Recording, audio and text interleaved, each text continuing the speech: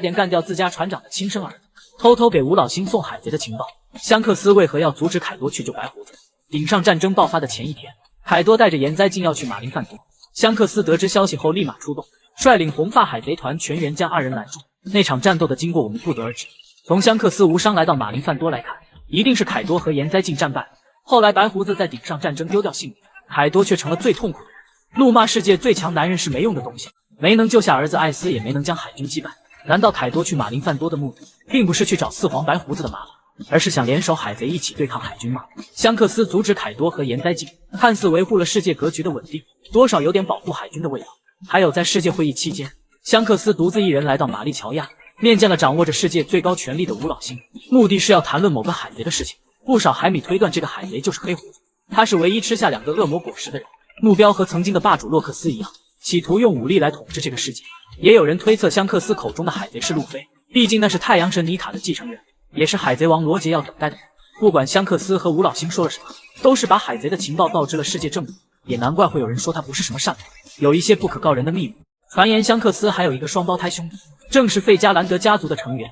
真正面见吴老星的人就是他，谈论的那个海贼就是他的兄弟香克斯。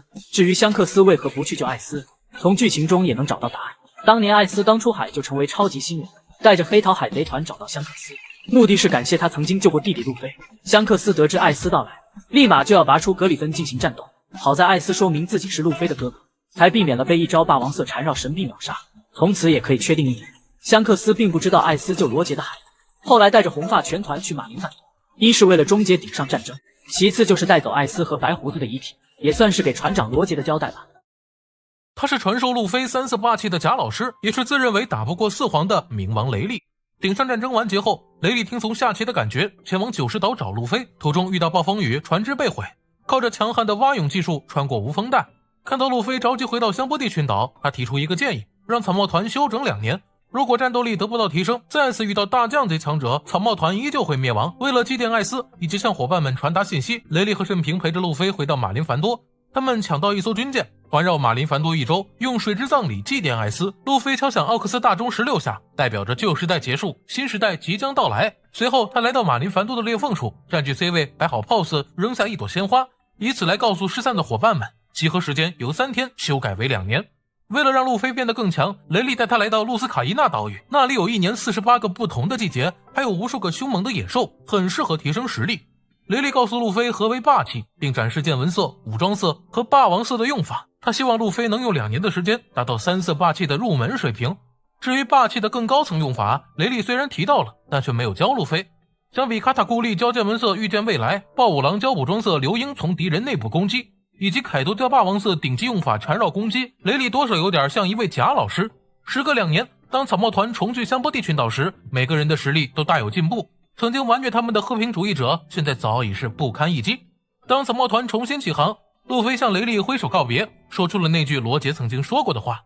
雷利也流出了眼泪，回忆起陪伴着路飞修行的点点滴滴，也回忆起他与罗杰从相遇到别离的冒险之旅。新时代起航后，作为旧时代的残党，雷利并没有和夏奇过上退休的生活。七武海制度废除后，黑胡子马不停蹄来到九蛇岛，他要抢夺甜甜果实。汉库克奋起反抗，将众人石化，自己却被黑胡子抓住脖颈不能动弹。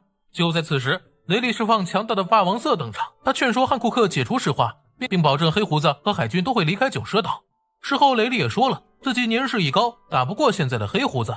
面对如此混乱的局面，雷利也不能退休，他的冒险还会继续吗？你知道罗杰为何不把艾斯交给雷利抚养吗？年轻的雷利算不上好人，自己的家被烧毁就去偷别人家的船。与罗杰相遇时，雷利没能抵挡住白嫖色霸气，以副船长的身份入伙。在神之谷，雷利陪同罗杰对抗洛克斯海贼团，与卡普联手后才得以获胜。又在艾特沃尔对战金狮子，靠着一场暴风雨击败飞空海贼团。与白胡子海贼团交战，雷利用一指禅给年轻的小马哥指点迷津，最终抵达拉夫德鲁，找到乔伊波伊留下的大秘宝，帮助罗杰登基海贼王。罗杰海贼团解散后，雷利首先将光月玉田送到和之国，之后来到香波地群岛找美女夏奇当女伴，以镀魔匠的身份花天酒地，不是泡酒吧就是逛赌场。说完就把自己卖掉，顺带打击一波购买他的大冤种。也难怪罗杰把艾斯交给卡普抚养，是担心雷利把艾斯卖了换钱。为了救回愚人凯米，娜美掏光家里筹集3亿贝利，勇闯拍卖场，见到小巴被打伤，路飞怒火中烧，一拳揍飞查尔罗斯圣，引发了天龙人事件。此时喝完酒的雷利出现，踩着人字拖释放霸王色，震晕了在场的所有人。见到头顶草帽的路飞，雷利才知道眼前的年轻小伙就是香克斯口中的少年，曾经说过与罗杰一样的话。回到下期的酒吧后，雷利问路飞有没有信心统治这片大海。路飞的回答让他欣慰，在这片大海上最自由的人就是海贼王。就在等待雷利渡魔的2天里，草帽坛遇到了灭顶之灾。因为路飞做了天龙人，海军出动了大将黄猿与和平主义者，草帽团完全不是大将的对手。索隆率先倒下，被黄猿用脚死死踩着。就在黄猿练习高抬腿的时候，雷利挺身而出，一脚踹飞黄猿的攻击。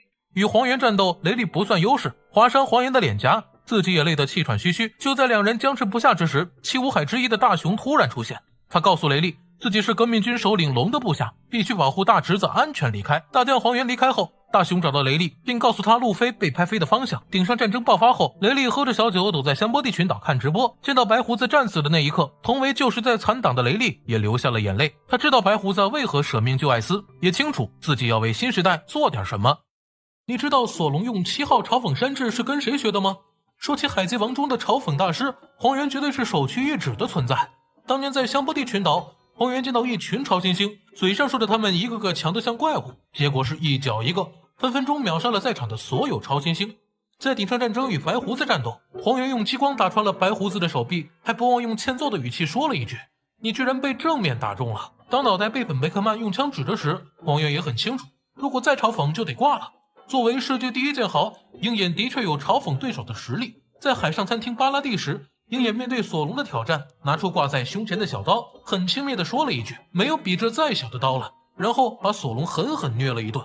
还有在马林凡多，2个人妖剑士冲出来保护路飞，还妄图报上大名，鹰眼仅用了1刀将他们秒杀，然后淡淡地说：死者不配让他记住名字。凯多最喜欢嘲讽路飞，在和之国，凯多用一招雷鸣八卦秒杀4档路飞，随后对躺在地上翻着白眼的路飞说：你说要当什么王来着？后来在鬼岛屋顶，路飞使用武装色高阶法流鹰将凯多狠狠揍了一顿，不仅没能击败凯多，自己又一次被打到翻白眼。凯多再次用你要当什么王来着嘲讽路飞。不得不说，凯老师也很记仇。草帽团也不缺嘲讽大师。当年在香波地群岛，一群人对雷利的身份感到惊讶，布鲁克却若无其事地说了一句：好像有那么个新人叫罗杰。一个敢睡四皇大妈的人，瞧不起罗杰好像也能够理解。慎平一副憨憨的模样，嘲讽起来也是毫不留情。为了加入草帽团，慎平选择脱离比格梦海贼团。面对四皇大妈的灵魂抽取，慎平坚定地说：我是未来海贼王的船员，怎么可能害怕一个四皇？从此有了区区四皇老慎平的称号。跟着鹰眼学习2年，索隆不仅提升了剑术，也增加了嘲讽能力。当山治说自己会迷路时，索隆直接说7号怎么敢命令1号，气得山治咬牙切齿。在弹头岛，索隆遇到老对手卡库，当卡库使用长颈鹿果实觉醒能力时，索隆来了一句：这种长长的扭来扭去的东西，在和之国都快打吐了。这一句话不仅贬低了卡库的实力不行，还嘲讽了凯多是一只长长的东西。大佬们都把刀用出了什么花样？索隆竟然用爱刀当过避雷针。世界第一大剑豪有3把刀，一把是无上大快刀，不战斗的时候也会用来划船，胸口还挂着一把小刀，除了美观还有嘲讽功能，虐菜的时候才会用。第3把是无上大菜刀，只有给索隆和佩罗娜做饭的时候才会拿出来。大妈的刀比较特殊，是用灵魂创造的霍米兹，不战斗的时候会变成一顶帽子，不仅保暖还非常好看。不过在大妈失忆的时候，拿破仑也会一起变迷糊。金狮子有2把刀，分别是鹰石和木窟，是不是无上大快刀还不能确定。罗杰被处刑后，金狮子非常气不过，提着2把刀闯入海军基地，与战国和卡普大战3天3夜，将马林凡多毁掉一半后战败。为了逃离海底监狱，金狮子自断双脚，出来后将曾经的佩刀鹰石和枯木当作假肢，攻击力一点没有减退，就是走路的声音有点大。藤虎佩刀的名字一直没有公布，走路时会用来当拐杖，战斗时用拔出抽刀的动作发动果实能力。也有海米推测，藤虎不是能力者，是他手中的刀吃了重果实。从外形上看，布鲁克的刀是一把拐杖，拔出来后是一把双刃刀。由于布鲁克对力度的把握很到位，也会用刀拉小提琴，琴弦也不会断。索隆是最费刀的一个人，对刀的用法也是五花八门。在乌索普的村子时，索隆被娜美当作垫脚石，在倒满油的斜坡上跑了半天，最后用2把刀当作攀爬工具，不一会儿就爬上了斜坡。索隆在空岛救罗宾的时候，还用刀当过避雷针，将雷电引走。来到佐乌岛时，索隆的任务是找木头修船，几刀下去把木块修得整整齐齐。还有在保护薇薇的时候，索隆用刀砍过鼻屎，也成了他一辈子的心理阴影。路飞虽然是恶魔果实能力者，也有一个成为剑士的心。来到和之国后，路飞从断刀匠飞彻手中得到2代鬼彻，虽然是一把妖刀，却没有对路飞造成任何反噬。对战霍金斯的时候，路飞直接扔掉2代鬼彻的刀鞘，用刀当拳头战斗。索隆见刀鞘被扔掉，差点没把路飞当场砍掉了。还有在恐怖的3 V 翻时，罗拉把刀神的影子塞到路飞的身体中，从路飞砍树的刀法来看，一点也不比索隆弱。如果让路飞当剑士，一定也会很费刀吧。众多大佬对路飞当上四皇的态度，干掉艾斯的赤犬，后悔当上元帅。绿牛完全看不起新任四皇路飞，对路飞当上四皇，基德是第一个不爽的人，拿着悬赏令就去找路飞。进入新世界后，基德一直想干掉四皇，既然路飞当了四皇，就是基德的敌人。不过基德并没有攻击路飞，通过鬼岛一战，基德也认清自己与路飞的差距。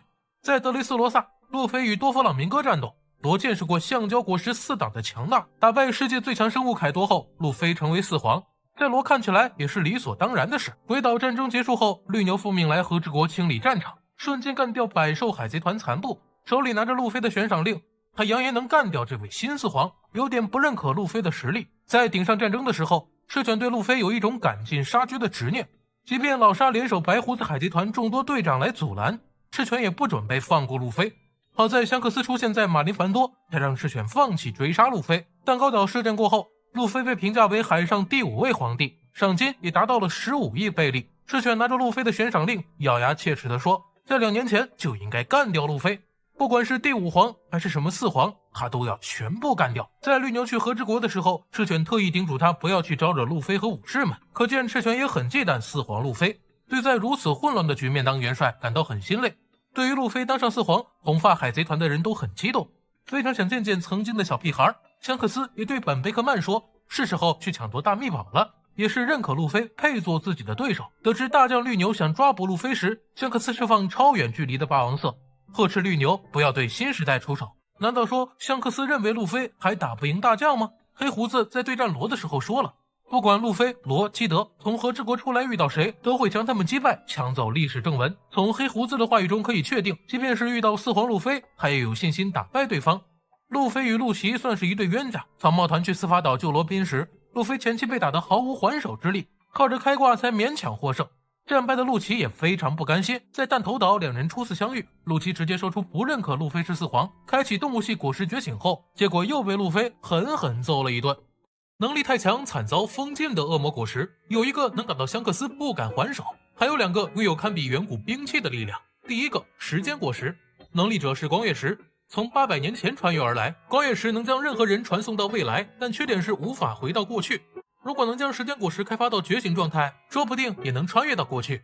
时间果实还拥有无敌的逃命能力，不管敌人多么强大，都能利用时空逃走。或许是这个能力太 bug 了，光月石被凯多杀掉后，时间果实并没有重生。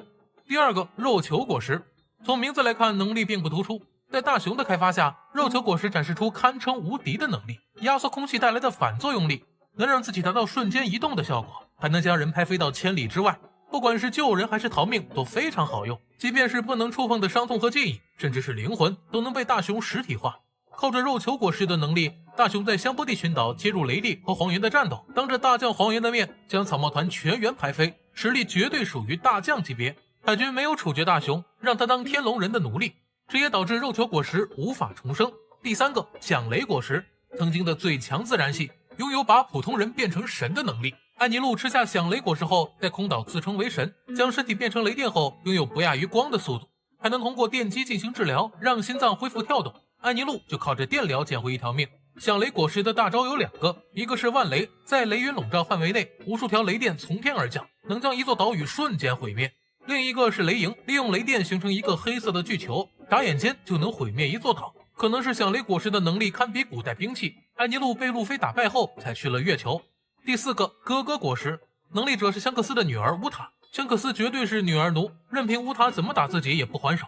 乌塔能利用歌声让他人进入精神世界，控制他们的梦游状态，还能将歌声实体化，创造出音符士兵和歌之魔王。在剧场版的红发歌姬中，乌塔利用哥哥果实一个人对战红发海贼团和草帽海贼团，表现出来的力量不亚于3件远古兵器。连吴老星也想得到哥哥果实，乌塔到底有没有死，剧场版电影中也没有交代，这也导致哥哥果实的下落不明。一顿饭能炫掉1亿贝利的路飞，出海至今到底糟蹋了多少宝贝？在离开空岛前，路飞在大蛇的肚子里发现了一大批黄金。一向对钱没有感觉的路飞，却对眼前金晃晃的东西起了邪念。趁着天还没亮，路飞就叫醒娜美等人一起去大蛇肚子里偷黄金。一群人将黄金打包好之后，本想在空岛居民发现前溜之大吉，殊不知为了感谢路飞打败艾尼路，空岛居民为草帽团准备了一根金柱子。见到罗宾带着黑压压一群人还抬着一根奇奇怪怪的柱子，路飞等人误以为偷财宝的事情被发现，于是背着黄金撒腿就跑。见到路飞等人逃跑，空岛的人民着实有点懵逼，认为草帽团做好事不留名。后来娜美用偷来的黄金换了3亿贝利，如此来看，那根黄金柱子起码价值100亿，3亿贝利也没经得起造，2亿被弗兰奇拿走，剩下的1亿被路飞一顿反造了。在恐怖3维帆船时，佩罗娜将财宝藏在桑尼号上，自己却被大熊拍飞了，草帽团顺理成章捡漏，莫名其妙得到一大笔财宝。娜美开心地躺在黄金上，路飞的眼睛贼亮，在财宝中找到一个炫酷的手环，戴起来非常帅气。殊不知手环是约翰宝藏的藏宝图，具体价值多少贝利一定是天文数字。在推进城时，路飞与小丑巴基相遇，才得知手环是宝藏图，并大方地送给了巴基。可能是为了感激路飞吧，巴基帮助路飞去第6层找艾斯，还同路飞一起越狱。来到顶上战争后，巴基开直播搅乱战场，间接帮助路飞救下艾斯。当赤犬追杀路飞的时候，巴基又站出来了，把路飞和慎平送到罗的潜水艇上。后来在渔人岛，卡波里将龙宫的宝贝全部偷走，尼普顿对此并不在乎，他答应娜美，如果能追回来，财宝全部送给他。于是娜美发动见钱色霸气，坐飞3大战力去抢回卡里布偷走的财宝。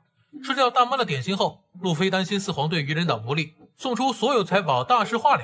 在这堆财宝里面，有一件渔人岛的绝世宝贝运手箱，也救过路飞一命。闯入蛋糕岛救山治的时候，路飞和贝基联手计划刺杀4皇大妈，不过计划没能成功，却遭到了整个4皇团的围攻。穷途末路之际，运手箱炸毁蛋糕城堡，才让路飞等人有了逃跑的机会。见证罗杰处刑的大佬们都有何结局呢？5人在4皇团，还有2人让伊姆畏惧。处刑罗杰，海军去了多少人不知道，反正海贼是去了不少。身为天龙的明哥就是其中之一。当时的明哥已经穿上粉色大衣，之后他登上七武海，霸占了德雷斯罗萨，成为地下世界的王。仗着知道天龙人的大秘宝，吴老星也得畏惧他3分。碰到路飞也算明哥的运气不好，被击败后在海底监狱当毒霸王。莫利亚也露了一面，当时的身材还很瘦，有成为海贼王的梦想。去和之国挑战4皇凯多，莫利亚惨遭完虐，所有伙伴被杀，靠着僵尸军团当上七武海，却遇到了草帽团，被路飞击败。顶上战争过后，莫利亚被世界政府嫌弃弱，差点被明哥干掉。后来去蜂巢岛寻找伙伴阿布，得到黑胡子的邀请后，应该加入了4皇团。老沙只露了个侧脸，戴着耳钉，像是美女，一度被认为是路飞的母亲。成为七武海后，老沙一直盘踞在阿拉巴斯坦，被路飞打败后送入监狱。通过马林凡多一战，老沙彻底被洗白，赏金也达到了19亿多。七武海制度废除后，老沙邀请鹰眼组成10字工会，目前算4皇团干部。年轻时候的鹰眼确实帅，当时还没有戴帽子，释放出一股凛冽的杀气。因为香克斯断掉左臂，鹰眼觉得无聊，不再做海军猎人，成为七武海。顶上战争过后，鹰眼收索隆为徒弟，传授剑术和霸气。随着七武海制度被废除，鹰眼答应老沙的邀请，成为巴基表面上的部下。罗杰的船员中，只有巴基和香克斯出现了，两人哭成了泪人。拒绝香克斯的邀请后，巴基组建了海贼团，一直在东海寻宝。被路飞打败后，巴基进入伟大航路，后来又被关入海底监狱，在顶上战争开直播，靠着与众多大佬的关系，一步一步当上七武海。后来在霸王色运气的加持下，巴基莫名其妙成为4皇之一。香克斯靠着实力当上4皇，可他的行为却让人琢磨不透。去马林凡多终结顶上战争，又带走了艾斯和白胡子的遗体。后来去玛丽乔亚找吴老星，说是谈论某个海贼，行为有点古怪。斯摩格是唯一成为海军的人，前期靠着自然系烟雾果实把路飞按在地上摩擦。霸气成熟之后，斯摩格也当上了中将，却一直被敌人秒杀。多拉格组建革命军，目的是推翻天龙人的统治。世界会议期间已经向天龙人宣战，但是多拉格吃了什么恶魔果实，依旧没有被公开。你给我拿衣服保暖，我就会保你一生平安。绿藻头与腹黑女的爱情。罗宾刚上团的时候，索隆对他并不是很友好。见到索隆在甲板上打喷嚏，罗宾暖心的送来衣服，索隆却立马抓住佩刀，吓得罗宾立马后退。去空岛前，草帽团必须抓捕一只指南鸟。罗宾和索隆被分在了一组。看到索隆对虫子下手时，罗宾表示那只虫子很可怜，又遭到了索隆的白眼。来到空岛之后，索隆对罗宾的态度有所改变。当艾尼诺用雷电击中罗宾脑袋时，索隆立马跑过去用胳膊搂住他，最后恶狠狠地看着艾尼路，强调罗宾是女人，怎么能随便对她出手。只可惜吃了响雷果实的艾尼路太强，索隆完全打不过他，也没能保护住罗宾。在七水之都那会儿，索隆当起了奶爸，一人照看一群孩子，喂奶和哄孩子都做得非常棒。不过索隆却觉得带孩子很丢脸，怕草帽团的人看到笑话而已。罗宾却在此时出现了，不过他答应索隆不会把带孩子的事情告诉其他人。从此之后，索隆对罗宾可谓是百依百顺，但凡有人伤害罗宾，索隆必会砍了他。对战新鱼人海贼团的时候，豹藏打算从背后偷袭罗宾，好在索隆及时赶到，帮罗宾挡住了攻击。与豹藏战斗，索隆没有手下留情，打一个小鱼人也用出了3刀流，将豹藏斩杀。索隆一般不对女人出手，但伤害罗宾的女人除外。雪女莫奈就是一个活生生的例子，打伤罗宾的仇，索隆牢牢记在心里，用一招不带霸气的大震撼，让莫奈的身体和心灵受到双重折磨。在德雷斯罗萨时，皮卡企图对飞在空中的罗宾出手，好在攻击被索隆挡住了。对此索隆也是记恨在心，不仅嘲笑皮卡的声音难听，还贬低皮卡的霸气不行，最后用一招大天世界将其秒杀。其实遇到大将青雉那会儿，索隆已经开始保护罗宾了。只见青雉拿出冰刀攻击罗宾，索隆第一个出手阻挡，只不过实力差距太大，草帽团3大主力被瞬秒。进入佐乌岛后，索隆与罗宾就开始了不避讳的秀恩爱了。拿到不去蛋糕岛的纸条后，两人笑得像一对甜蜜的恋人。还有送路飞等人离开佐乌时，罗宾挽着索隆的胳膊，表现得非常恩爱。如果让山治看到这一幕，铁定会吃索隆的醋。20年前的老沙真的有实力挑战白胡子吗？在所有西五海中，老沙算是最惨的一位。当年赏金只有8100万贝利，一度被认为是最弱七武海。遇到赏金3000万的路飞，老沙2次忘记补刀，最终被路飞击败。不过在顶上战争，老沙靠着不服就干的气势，以及2次极限救场，将战斗力和人气提升了 N 个档次。刚刚抵达马林凡多，老沙立马冲去挑战白胡子，也揭示出老沙的实力并不弱，曾经有挑战世界最强男人的资格。当战国下达处刑艾斯的命令后，老沙来了个极限救场，刀落在艾斯脖子的前1秒，2把杀刀划过处刑台，将刽子手斩杀。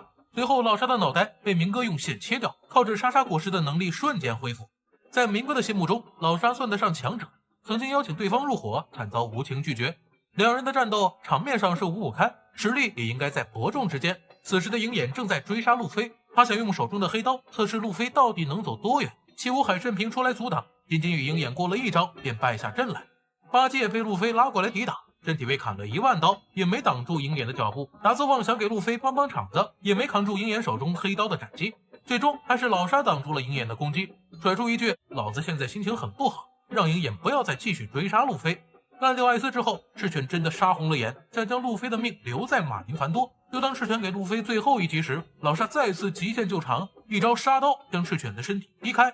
随后联手白胡子海贼团的队长们阻挡赤犬继续追杀路飞。七武海制度废除后，老沙立马给鹰眼打去电话，劝说对方与自己合作。一向独来独往的鹰眼又一次被老沙说服，答应联手组建10字工会。此时老沙的赏金已经达到19亿6500万贝利。早在20多年前，老沙还对战过最强的国师觉醒。20岁的老沙遇到了19岁的巴雷特，两人爆发了激烈战斗，结果是不分胜负。要知道16岁的巴雷特能与年轻的雷利打成平手。在处理黑胡子攻打汉库克的事件后，雷利也说了自己现在老了，打不过黑胡子。潜台词就是年轻时候的自己也拥有对抗4皇的战斗力。如此看来，20年前的老沙还真有挑战白胡子的实力。娜美到底是不是古代兵器天王？从下面的3个细节可以找到答案。能力最接近天王的人已经被雪藏。细节1，白星公主觉得娜美很亲切。罗杰前往人鱼岛时，听到海王类提到2个王即将诞生，一个是海王波塞冬，也就是即将诞生的白星公主。冥王一直停靠在和之国，那么另一个王只能是天王乌拉诺斯。海王类还说了，当2个王再次相遇时，鲸鱼们也会为此欢呼雀跃。在愚人岛，白星第一次见到娜美，就感觉是从小一起长大的姐妹，因此会认为娜美就是海王类口中的另一个王。当草帽团离开愚人岛时，万里阳光号的周围出现大批鲸鱼，他们欢呼雀跃的样子就像在送别另一位王。细节2，娜美能通过身体感知天气。在千年龙篇章时，娜美感受到天气有异样，随后一阵飓风出现，将梅利号吹进了无风带。草帽团陪着薇薇去阿拉巴斯坦，娜美突然生病发起高烧，依旧能感受到天气的变化，并预测出暴风雨的位置和方向。还有在剧场版中，娜美又一次感知风暴来临，并告诉金狮子应对的策略。当时金狮子海贼团有一个航海小队，其中有多位顶尖气象学家，也没能预测到暴风雨的出现。金狮子也非常欣赏娜美的能力，逼迫她成为自己的航海士。细节3，娜美有操控气候的天赋。乌索普制造天候棒是活跃宴会气氛，并不是用于战斗的兵器。娜美用了很短的时间便领悟了天候棒的原理，并开发出招式海市蜃楼。被大雄派飞到气象空岛，娜美仅看过一次风之节的使用过程，就能将天候棒与风之节融合起来，爆发出强大的力量，吹散乌云。娜美还能轻易操控雷云宙斯，释放出巨大的雷电，打趴四皇大妈。安妮路在空岛出场时，利用响雷果实的能力，能轻松毁灭一座岛屿。从万雷毁灭空岛的情况来看，与伊姆毁灭露露西亚的画面非常相似。响雷果实不愧是最强自然系，能力堪比古代兵器。可惜艾尼路去了月球，还有龙出现在罗格镇时，能自由操控风雨雷电，如同天灾降临。如此看来，娜美能感知和操控气候，无异于拥有毁天灭地的力量。而且娜美的身世一直没有明确，利尔梅尔捡到她是在战场上，有没有一种可能，为了抢夺天王娜美才爆发了那场战争？拥有100万分之1的霸王色霸气，将恶魔果实开发到觉醒状态，自信能干掉2位海军大将的多弗朗明哥，为什么会输给刚刚学会4档的路飞呢？还没当七武海时，明哥最怕的人是海军中将贺，每次见到贺的军舰出现，明哥都会带着手下逃走。贺是海军大参谋，地位不输卡普和战国，明哥害怕他也很合理。当上七武海后，明哥对战国也有一些忌惮。当海军召开七武海会议，明哥让2位海军自相残杀。听到战国的呵斥声后，明哥也只能乖乖停手。顶上战争开打后，明哥切断巨人奥兹的一条腿，让在场的强者都很震惊。对战钻石乔兹，明哥也是完全碾压，用寄生线将乔兹玩弄于股掌之间。不过在老沙看来，明哥不配做自己的伙伴，曾经拒绝过他的邀请。多年后再次相遇，老沙依旧拒绝合作，显然是不信任明哥的实力。顶上战争完结后，明哥听从吴老星的命令，将七武海莫利亚彻底抹除。看着莫利亚很不甘心的表情，是认可自己的实力不如对方。得知小弟维尔哥被干掉后，明哥马不停蹄抵达冰火岛，将怒气全部发泄在海军身上，释放霸王色震晕在场的小喽啰。就在要干掉中将斯摩格的时候，大将亲自到场，将明哥瞬间冰封。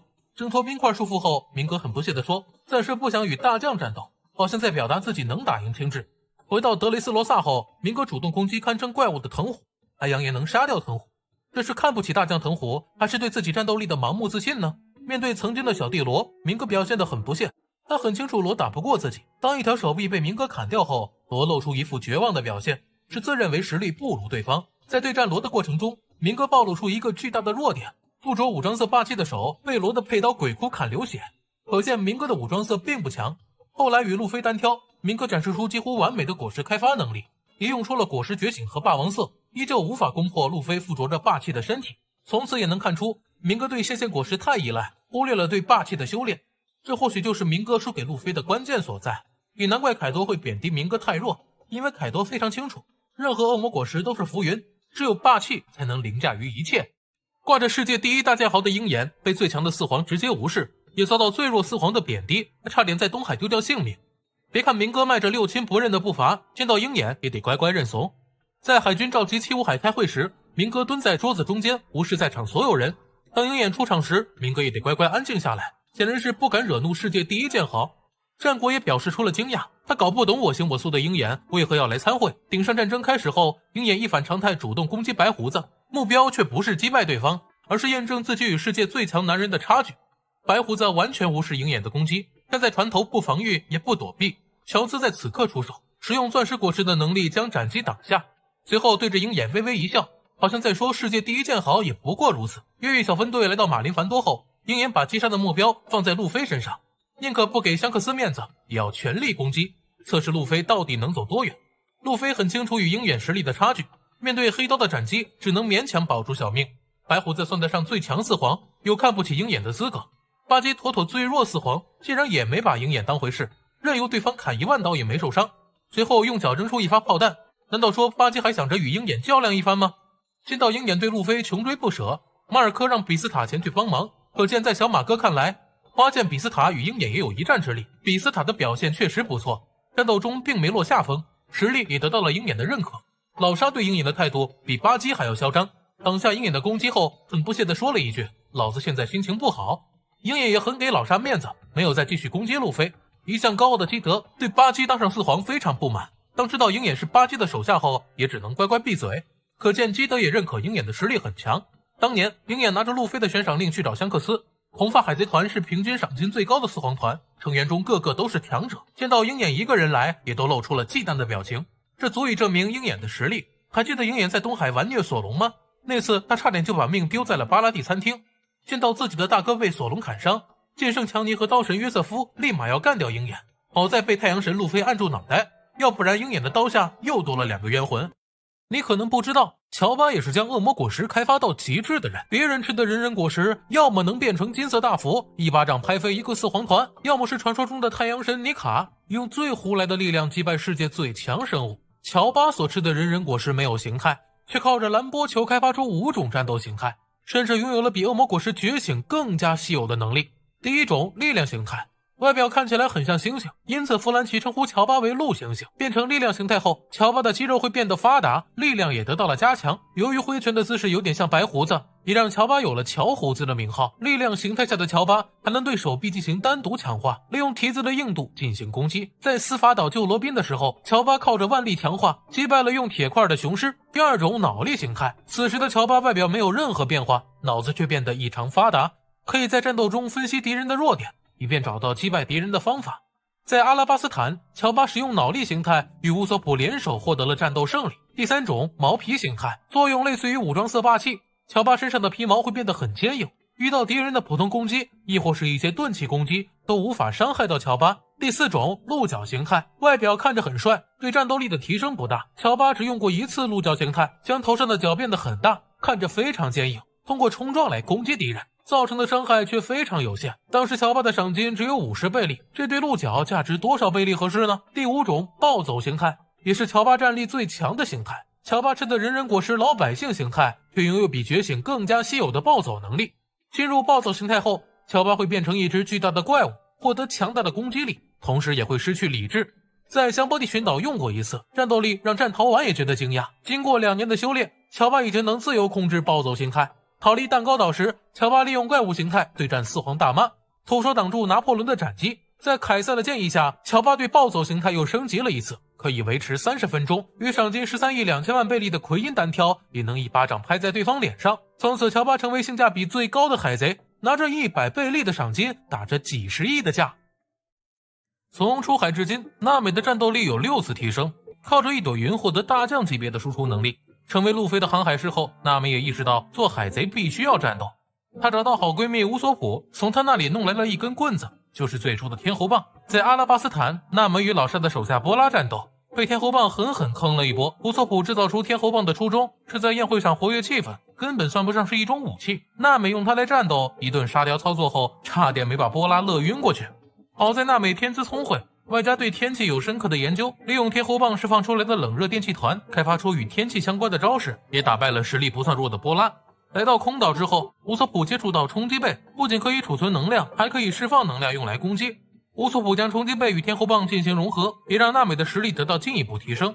闯入司法岛救罗宾，因为山治不会对美女下手，娜美不得不击败卡利法。此时娜美亮出完全体天猴棒，可以快速释放各种冷热电气团，并能操控小范围的气候变化，利用海市蜃楼的招式制造出多个分身，最终将 CP9 成员卡利法击败。被大熊拍飞之后，娜美来到气候空岛，2年的时间里，她与一群研究气候的老头生活在一起，也趁机对天猴棒进行了一波升级，让之前所有招式的威力大大增加，得到了魔法天猴棒。再次回到香波地群岛，娜美小秀了一波魔法天猴棒的威力，制造出强大的雷云，将假草帽一伙痛扁了一顿。后来在佐乌岛，乌索普利用植物生长能力以及弗兰奇的改造能力，让天猴棒得到进一步加强，可以根据娜美的意愿自由伸缩，如同孙悟空的金箍棒一样。如果能来一朵筋斗云，娜美岂不是变成了齐天大圣？与路飞一起去蛋糕岛接山治，娜美还真得到了一朵云，是大妈用灵魂制造的雷云宙斯。在娜美用雷电气团的喂养下，宙斯变成了一团巨大的雷云，将四皇大妈击倒在地，攻击力堪比大将级强者。在鬼岛决战中，四皇大妈彻底放弃宙斯，便制造出新的霍米兹赫拉。就在宙斯被赫拉吃掉前1秒，他的灵魂与天后棒合体，也让娜美的实力得到进一步增加。面对赏金4亿贝利的乌尔提，娜美也能轻松将其打败。掌握见闻色霸气，恶魔果实一次觉醒，罗宾配得上9亿3千万贝利的赏金吗？当年罗宾在梅利号上出现，草帽团全员被花花果实整懵了，山治和乌索普的攻击完全没用，两人被罗宾轻松打倒，还没等索隆拔刀战斗也被打趴下了，就连路飞头上的草帽罗宾也能抢走在手中玩弄。微微对罗宾稍微有些了解，他强调罗宾是老沙的搭档，也是唯一知道老沙身份的人，这一点也被巴洛克工作室的成员认可，都知道罗宾是除了老沙最强的人。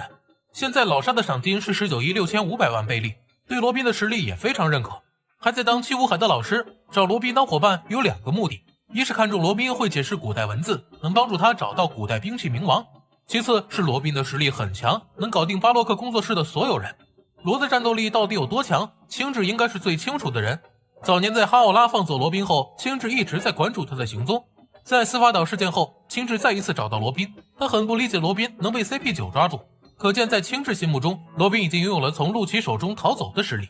除了青雉，弗兰奇也很清楚罗宾有多强。